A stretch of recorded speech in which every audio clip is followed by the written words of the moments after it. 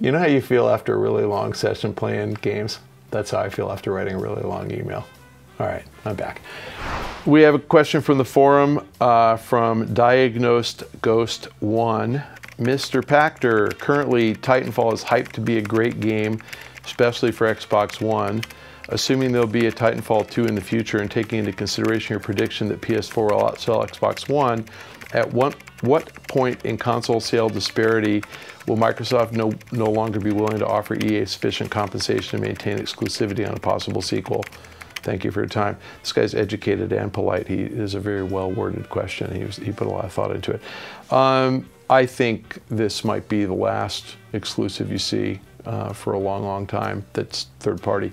I think Microsoft, had they known at the time when they made the decision to go exclusive Xbox, had they known that the Xbox One was going to be $100 more than the PS4, I think they wouldn't have done it. I think that they believed that Microsoft was going to kick Sony's butt this cycle. I am quoting John Riccitiello back in 2012, who told me that he thought that Microsoft was going to eat Sony's lunch the next cycle. But we all thought so, because we thought that Xbox 360 had a large, loyal installed base of multiplayer, and we thought that Sony would price about the same as the Xbox, and we didn't think Xbox One would be $500. I frankly thought they were both going to be $400, and the possibility of the Xbox One would be $350. I thought Microsoft might be that bold.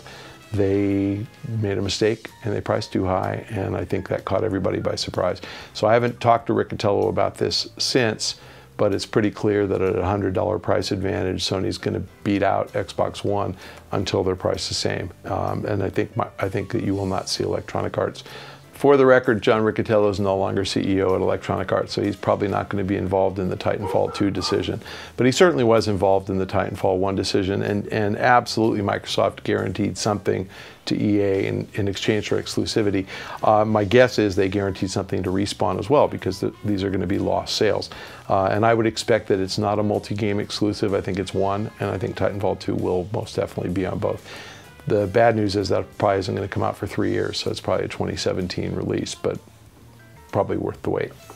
We have a question from the forum from Sam Stam.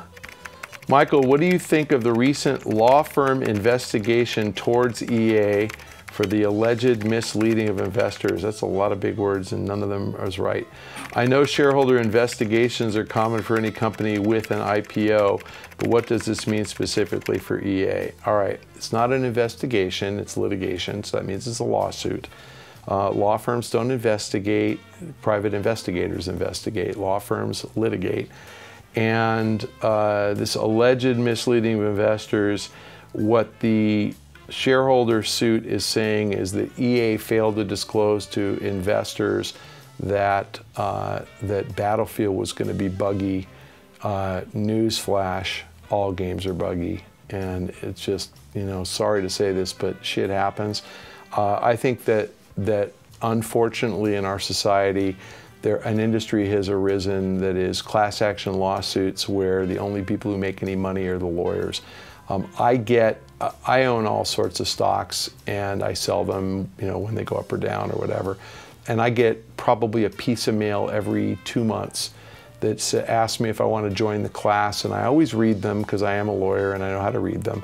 And it says, if we are successful, you will get a settlement of $1.20. You know, I mean, I remember I had one that I'd get 35 bucks, and I couldn't even tell you which company it was or what they allegedly did wrong. But if you look at the, you know, when you add it up and you add up all the millions of shareholders, the law firm is suing for, like, you know, 50 million, and they get 15. And then the million shareholders that are left split 35 million, and they each get $35. And I would not even fill out a form and lick a stamp for $35 for the chance of maybe getting $35 a couple of years out. And the form to join the class is just a pain in the butt. I have to go document when I bought the stock, when I sold it. For 35 bucks, I'm not going to go pull out my records and try to figure that out. It's just too much work. It's not worth it. So if it's something that takes me an hour of my time for 35 bucks, I make $36 an hour, so it's not worth it. I need to be paid 36 to do it. That is about what I make. So I think the whole thing is stupid, and I think suing a company for making a bad game is just the lamest thing ever. If they make a bad game, then ask them to fire their CEO, which in the case of EA happened.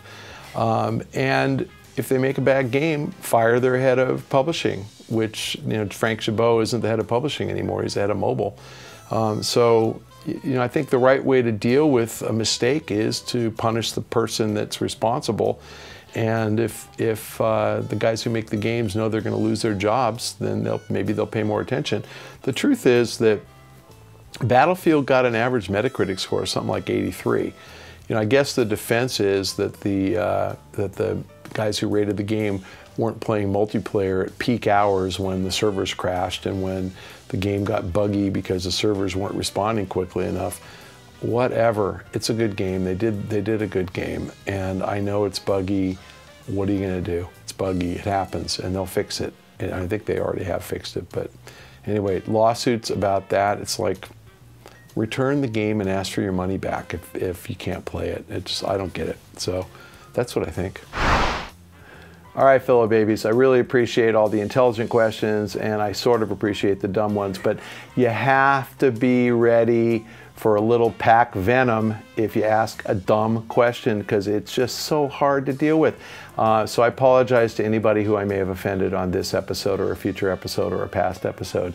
Don't ask dumb questions, and if you do, just do it with a thick skin, because I probably will say it's a dumb question. Thanks for joining us on Pach-Attack.